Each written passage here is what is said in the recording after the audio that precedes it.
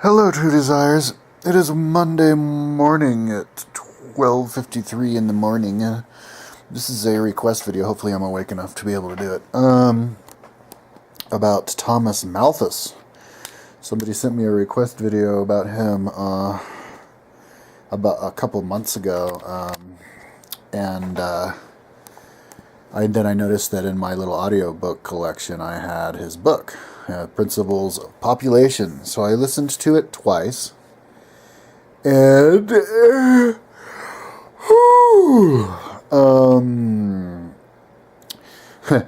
it's one of those books that when you listen to it, it's extremely hard to follow, dude. It's an extremely hard book to follow. It's one of those books that you have to read and read really slowly to think about what he's saying. Kind of one of those writers, super smart writers that you think maybe like what was he like accidentally eating like rotten wheat or something? Because it seems like he's tripping on acid every time he was, like, the thoughts that he had, you know. So anyways, who is this Ed? But anyways, reading the book,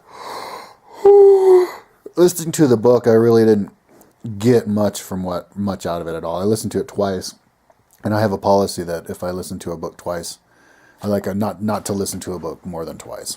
And then go ahead and do the video about it after I listen to it twice, and then do a Wikipedia article. I learned a lot more from the Wikipedia article about him than I did from the book. Because I read it and I took my time. But Thomas Malthus is the guy who,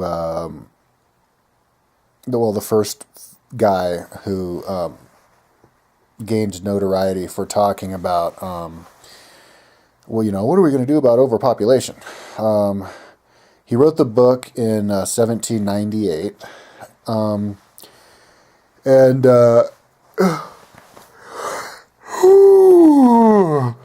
just in case you don't know, ever since the beginning of the universe, humans have always been, have as much people as they can support. Every country's trying to have as many people as they can. So they give extra credit for people who have children,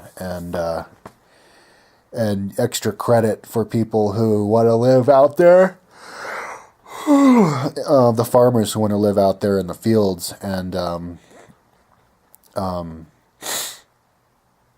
grow stuff so that they can help make the population bigger, because that makes your nation stronger.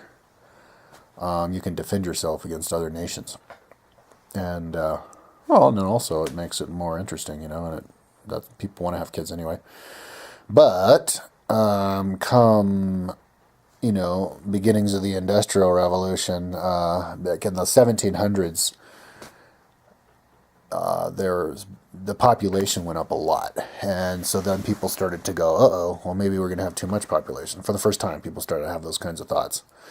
In my opinion, centuries that are the most monumental in our history, it was, obviously everybody knows it's the 20th century, but after that, it was the 17th century, I think. Not the 18th century, the 1700s. Because that's when a whole bunch of stuff was invented and population was going up. In his book, Principles of Population, I think it had like 17 chapters, and he was talking about, maybe I should have opened up the Wikipedia page for it. He was talking about just different things about population, in different like historical times. Give me just a second. Let's see if I can find the where they list the chapters. I actually have them all listed on my my website. But okay, here we are. Yeah, chapter 1 is basically his main principle that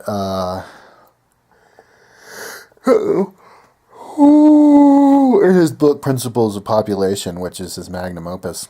He wrote other stuff about it and on that similar to that, but his main in chapter 1, his main premise is that population is depends on how much food there is for the people. And when there's more food, you have more population, and then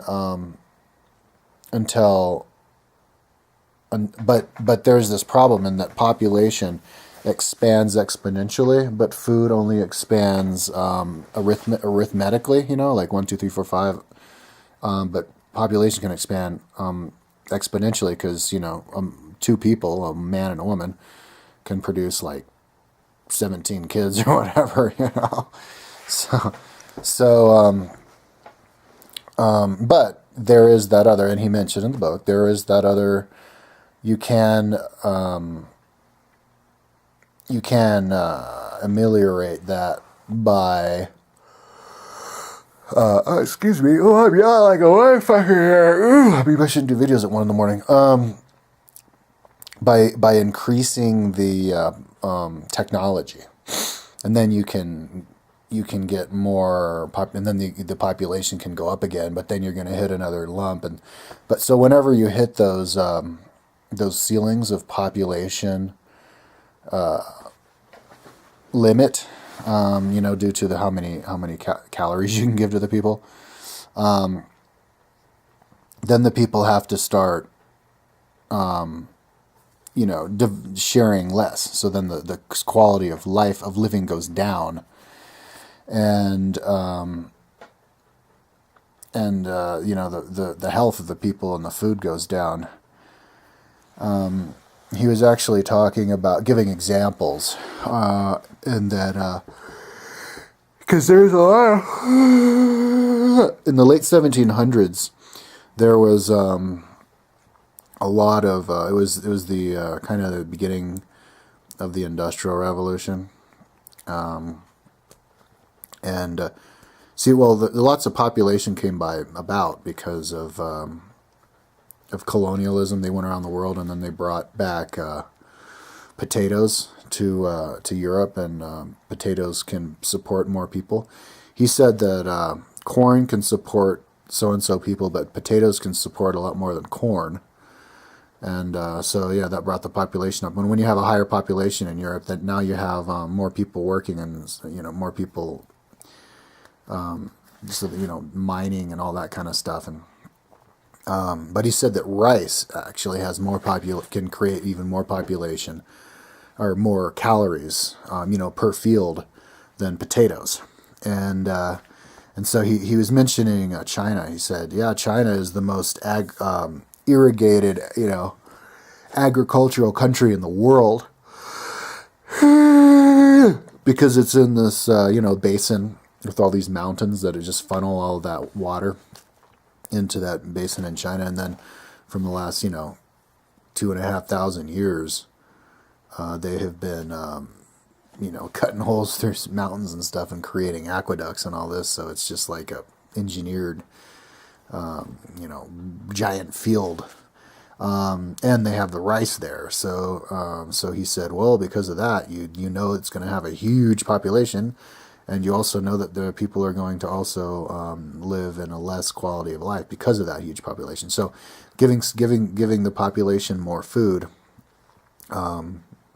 makes it so that there's even more population, and then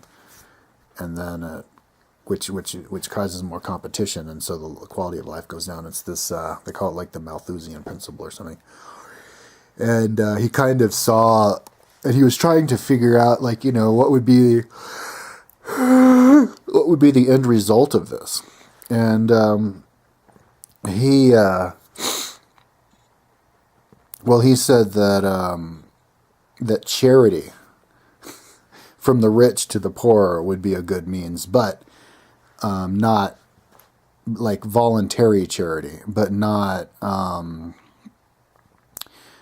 like food stamps. Don't give the poor food stamps, because then it just encourages them to populate even more, and then it makes the resources even more scarce, which upset a lot of people. It made it kind of pissed off a lot of people. In those days when people were trying to predict the future and see what's going to happen in the future, what's going to happen with the population and everything. There were kind of two schools of thought. The more popular school of thought were the optimists, and I think they're, the opposite of Malthusianism. Those are going to be the fruitarianists. I think it was called, the cornucopiasts. And, so they thought that God would, figure out a way to let us all pull through and it'll all be okay. That's my school of thought. But Malthus was a little bit more pessimistic, and was saying, or more realistic, and saying that for the time, and just mentioning, the problems that would come about, yeah, so that was basically the first chapter there. And here, let's just talk about the book first, and then I'll talk about him. That was 1 and 2. Chapter 3 explains the overrun of the Roman Empire by barbarians due to population pressure. War as a check on population is examined. So, yeah, so I guess this actually happens over and over again, and I've mentioned it in a lot of videos, that in the north, in like Scandinavian stuff, those people, they have a harder life, and they have to try harder, and so their lives and how much population that they can support depends on how well the weather is, So if you go through a period of ice age, then there's not going to be that many. But then if you have a bunch of good years, then they have a big population. But then if you have an ice age again, that population gets squeezed out of the north, and they have to move down south. And they live more barbarically, so they're better fighting, and they on a regular basis are going down south to where it's easy and food grows, and invading and taking over and over again. And so that was one reason for the fall of the Roman Empire, he thought. I mean, there's lots of other reasons, but and then chapter 4 examines the current state of the populousness of civilized nations. He criticized David Hume for a probable error in his criteria that he proposes as assisting in an estimate of population. So, so he was just basically talking about like just the statistics, populations of different countries, and he was saying that all these countries were currently experiencing an increase in population, and then he knows that because the registry of births far out did the registry of deaths, and he was just comparing different countries and stuff. Okay, so let's see here. Chapter 5 examines the poor laws of Pitt the Younger. They had poor laws. I don't know what the poor laws are, but they started doing a census in England back in 1800 because of the ideas of Thomas Malthus talking about population, and every 10 years they're doing a census, and to try to take it seriously, keeping it as jacket. The first country to actually do a population program was India in 1952. We all know that China, you have the one child per family law. But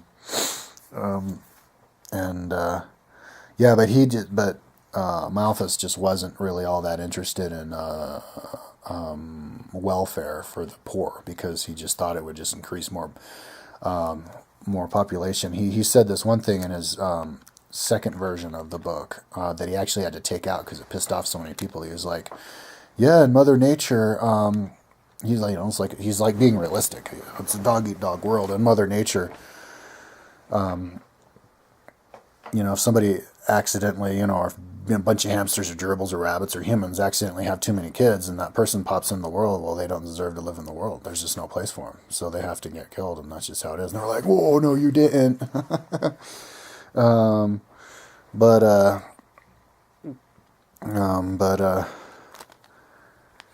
Wait, what chapter are we talking about? The laws. Yeah. So, so if you give too much money to the poor people, then people just crowd each other out, and it doesn't work. Okay, so then chapter 6 examines the rapid growth of the new colonies, such as the former 13 colonies of the United States. Yeah, in the late 1700s, the United States was that's when they had their big population explosion. It went up like multiple fold, like, it tripled or something within 20 years or something, And he was just explaining like how it happened because, all the Indians who were there, they were just hunter-gatherers, and the white people went there, and it was kind of like they had just this virgin land that they could all cultivate, and so the land that was able to produce a whole lot more calories than there were people. So the people caught up to the production capacity of the land, and so he was just explaining the dynamics behind all of that. Chapter 7 examines checks on populations such as pestilence and famine. Yeah, he talked about that a lot, or at least that's something that I remember him talking about a lot. And he was saying that periodically there's famine and pestilence, and which is kind of like a natural tool to bring the population back down and back into check until it goes up again, and the famine brings it back down. This isn't a long time ago, so he didn't have as much data and ideas and stuff as we do now, but my idea about that is it's kind of, I don't think it's so like black and white across the board, but it's related. You can increase population and not get the famine, but if you increase population without making adjustments to how you live, then you're going to get the famine. Like famines happen because people in like a city are used to just pouring their refuse, out the window onto the ground and let the pigs eat it or whatever, and then let the pigs just run wild through the streets of London, and all that kind of stuff. But then more and more people do it, and all of a sudden it just gets there's just too much. There's not enough rivers and streams and rains and all this other stuff that flushes all that stuff away and kind of piles up, and then you get this plague. And so then they have to adjust. They have to have the garbage man come and get it, and then they have to dump it off out of the city limits or something. Adjust how they are, adjust how it is.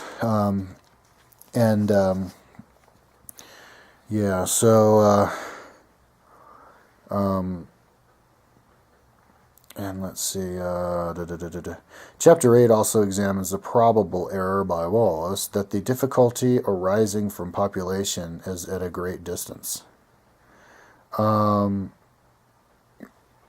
Somebody said that there would be a problem. It would take a long time for us to have a problem with population. I think we can keep population in check. And for a while, there's a lot of other things we can do. I read in the Wikipedia article that since 1960, even though our population of the world has doubled,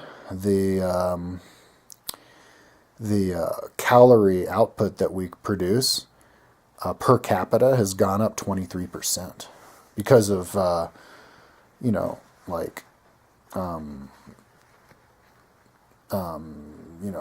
genetically modified food and people splicing strains or something, improved farming techniques and all this kind of stuff.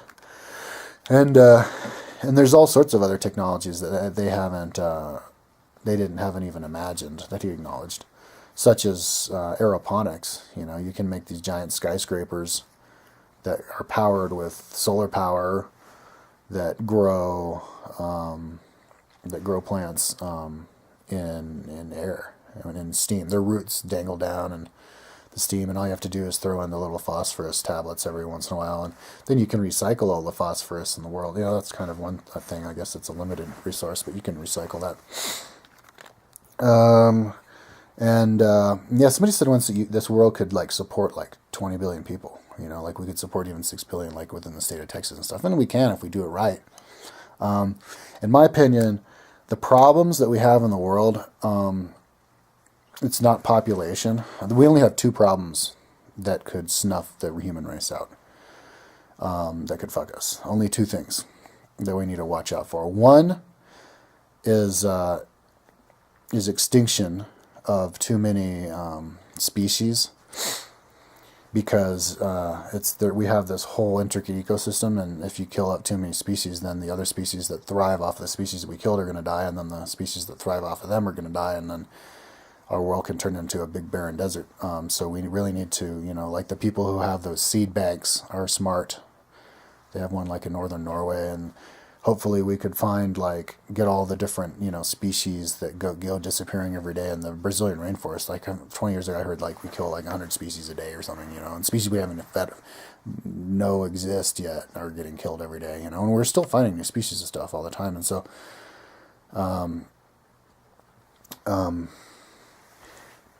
yeah, we need to, find species and save their seeds and the little animals, save their DNA and all that kind of stuff to keep ourselves safe. And the other danger is nuclear energy and nuclear war, obviously, because we can pollute the world in a way that the world cannot wash that pollution away, because of the radiation half-life lasts so long and kills off stuff for so long. So as long as we cannot make too many animals go extinct and plants go extinct, and not have too many nuclear spills, we need to stop this nuclear energy all over the world.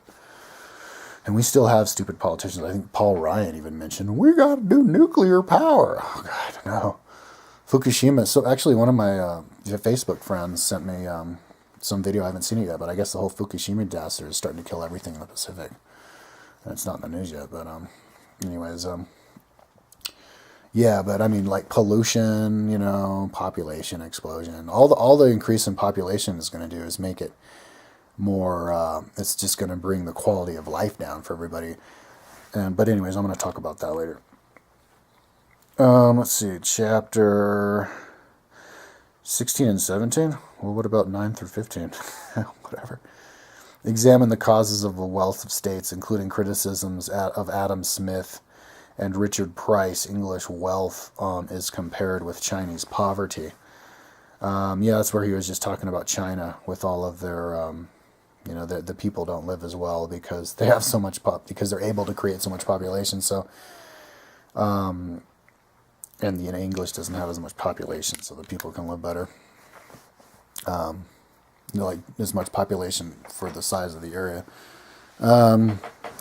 Yeah, he was just saying what real wealth is and what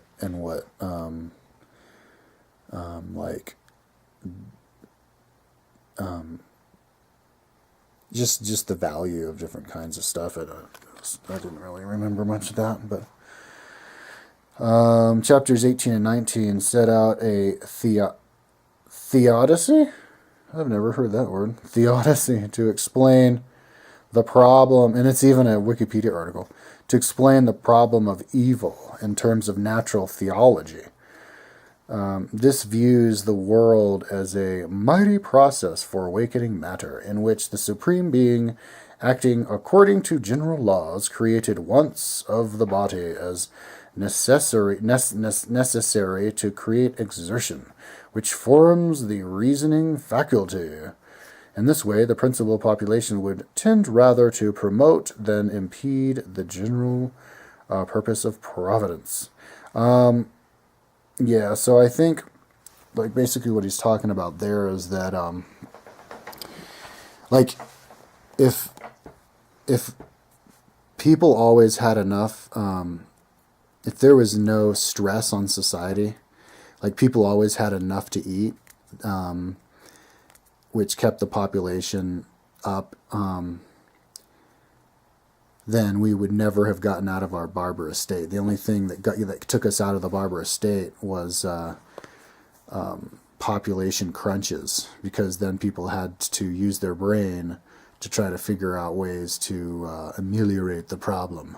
Kind of like how people, like the smartest animals are the ones that hunt, cats and dogs and stuff, because they have to think and they have to hunt and all that kind of stuff. And so, the pain of that you feel from poverty and plagues and all that kind of stuff from population is just a catalyst to help us grow. And yeah, so I that's some pretty cool stuff. So yeah, and then he did like a bunch of additions. So he inspired Charles Darwin with the theory of natural selection, and yeah, so a lot of people either loved him or hated him.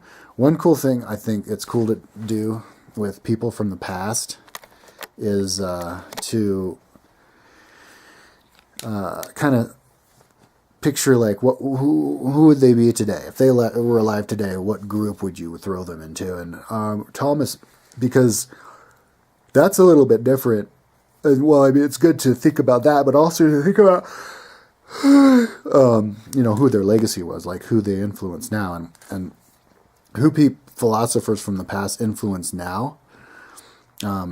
It's not necessarily like who those philosophers would be if they lived today. Like it doesn't mean that followers of Malthus would be the kind of people who Malthus would want to hang out with if he lived today. But because he's just really intelligent, and sometimes people kind of turn people's theories, around a little bit. I think if Malthus was alive today, I'm going to start doing that with everybody I talk about who've lived in the past. I think he was really smart, so I think he would just be he could be coming up with lots of cool new theories and stuff, but he wouldn't be. See, a lot of people didn't like him. Like Karl Marx didn't like him. He thought he was just an Engels. They thought he was just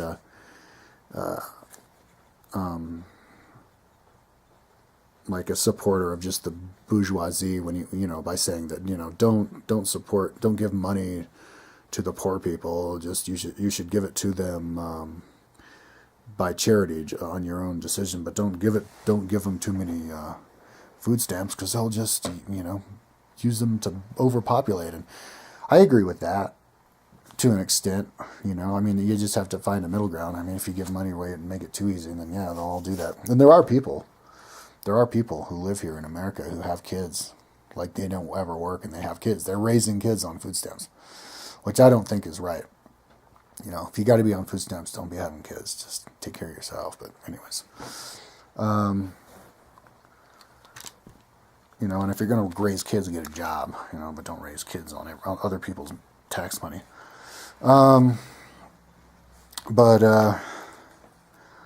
Yeah, so that's, so I'm talking about him. So I was talking about the book again. So, now the people who he inspired,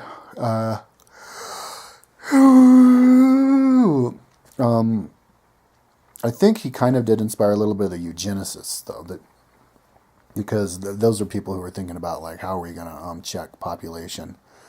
I don't think Malthus was a eugenicist himself or had ideas like that. Eugenics is where you want to, like, sterilize certain people so that they can have kids, like retarded people and stuff.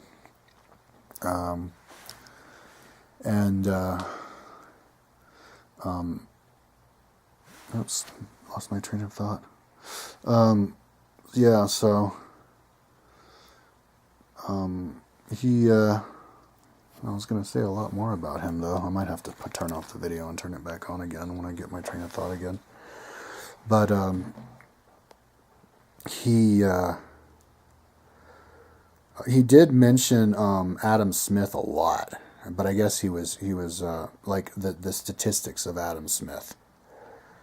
And but it says here that he was criticizing him. But okay, so let me go ahead and start talking about my opinions of the subject. I think if you're going to talk about somebody who talks about a certain subject, you need to throw your 2 cents on the whole thing. And my idea about population drive. And Malthus actually agreed with this. He was smart. I think if he lived today, he'd be one of the smart people who I like to hang out with. He was a preacher. He was so he was really religious. So he, in the end, he had faith in God. He was just trying to scientifically explain it all. And but even though he was kind of one of the people who was more, I guess, realistic, he wasn't one of these like starry-eyed utopianists. Oh, it'll be all right. God provides. He was like, yeah, but come on, So he Karl Marx didn't like him, but it kind of reminded me of the main idea that Karl Marx had, where he said that if you don't pay the poor people enough, if the rich people don't pay the poor people enough, then the poor people won't be able to buy all the products, which make the rich people rich, and everybody's going to suffer. So you got to pay the poor people enough.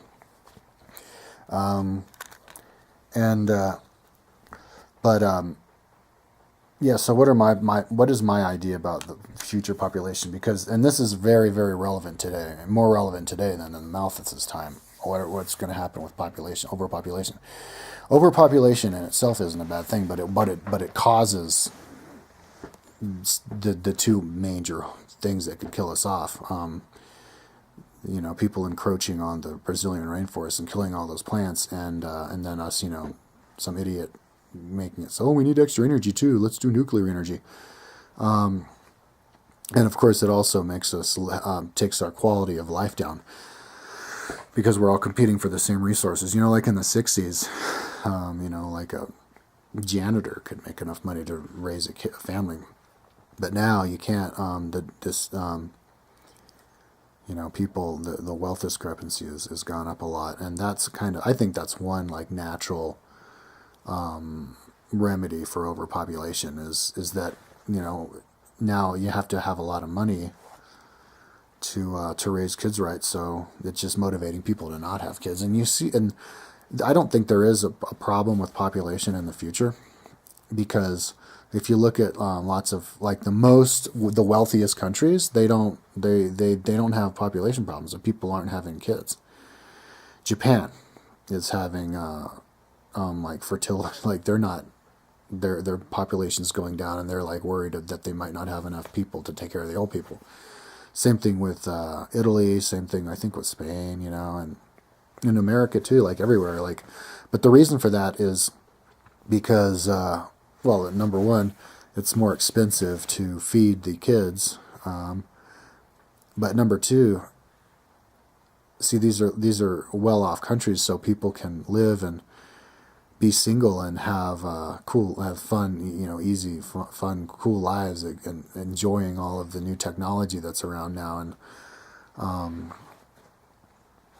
and so people just aren't tempted to do it. They're not interested. They just want to live a life and not deal with all that bullshit of having kids. And so I think that's what's going to keep our population in check. If you want to have kids, well, go ahead and have fun busting your ass all the time for those little rugrats. And God bless you for contributing to keeping the human race going. But I ain't gonna have no kids, because I'm not talking about me. I'm just saying like the people.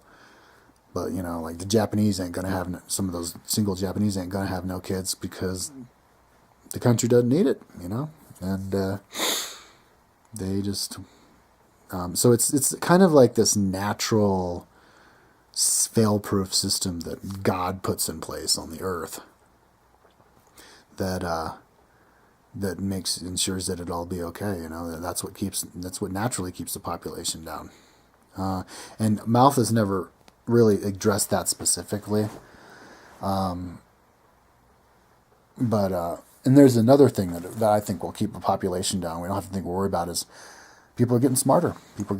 And that's something that in Malthus, no matter how smart he was, he'd have to eat a lot of acid to realize that oh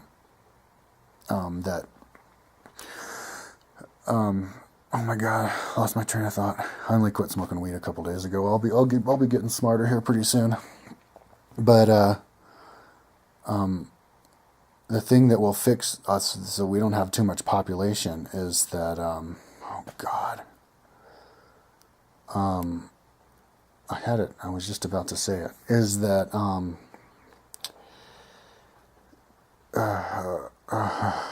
I'll edit the video, dude. I won't make you wait and watch me go. The thing that made the population, the thing that's going to make it so the population isn't going to have to keep going is, oh yeah, that people are getting smarter. People are getting smarter because people can communicate with each other. And they didn't, they couldn't picture the internet. When people can communicate with each other and learn from each other, we can all exactly know what's going on, what we need to do, and like fill in the gaps, like over on the other side of the world, we can use some more people. Over in this county, oh, go over there. Or over there, there's, for single people, it's a fucking awesome place. If you're single, go there. And then they go there and they're not tempted to have kids. It's just like natural fail-proof system. And there's, our world always has a natural fail-proof system. For example, global warming. I think global warming is man-made. I have seen evidence that like the other planets are globally warming, but we all know that global warming is also man-made, whether it's maybe caused by something else. It's also man-made, and but it's because there's all this carbon dioxide in the air. But plants eat carbon dioxide, and plants produce oxygen, which brings the temperature back down. So there's no way we can kill this world unless we kill all the plants and we have too many nuclear spills. So yeah, so that's how it's all going to be all right. And I think Malthus, his son actually after he died, had to write a little piece defending his father, saying, no, he believed in God. He knew there'd be a, some kind of thing that'll fix everything. Yeah, he was the one who, Malthus was the one who mentioned that just the idea of population going up, and then just the patterns that happen. Population goes up, causes the famine, causes the plagues, reduces the quality of life, and then you figure out a way to make the population be able to handle, make that population, live easier, but then that's going to make the population go up even more. Then you'll hit another roadblock, and then you have to, quality of life goes down a little bit, and then you figure out how to have more population. So it's, interesting stuff. I think, so anyways, as a summary to the video, I think that it's very, we don't have anything to worry about, because we'll have plenty of people who don't have to have kids, and we'll fix the world in their own little way, and we will have that balance. And that's about all I can think of right now about Thomas Malthus. Okie dokie. Peace out.